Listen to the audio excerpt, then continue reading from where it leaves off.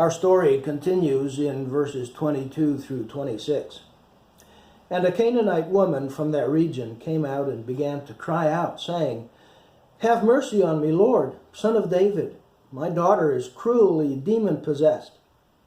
But he did not answer her a word. And his disciples came and implored him, saying, "Send her away, because she keeps shouting after us."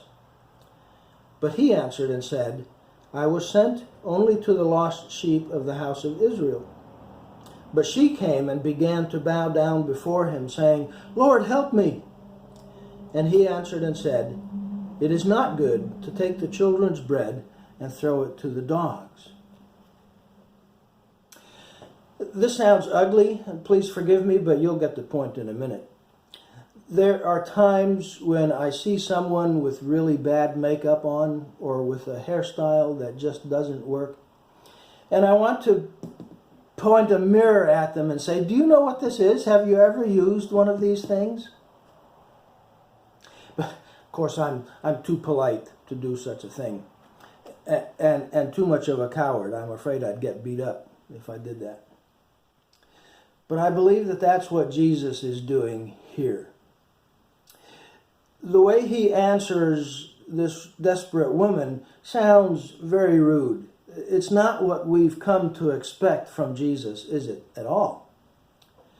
If he was sent on a divine appointment to meet with her, why does he snub her and insult her like this?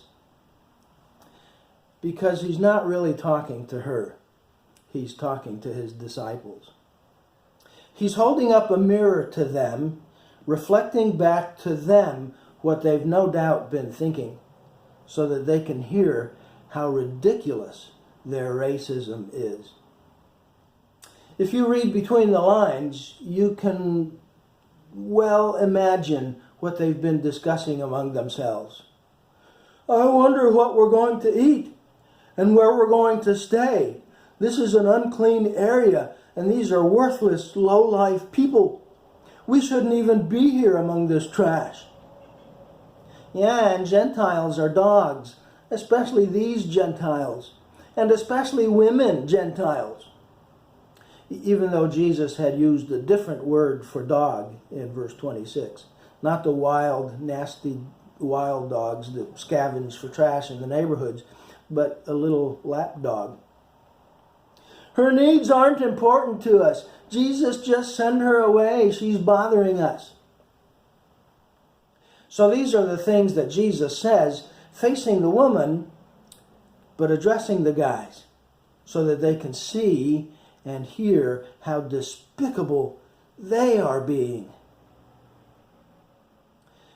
If Jesus came to seek and to save the lost, then we have no business looking down our noses at others just because their skin color is different from ours, or just because they come from a different country and talk funny, or just because they don't think or act like we do.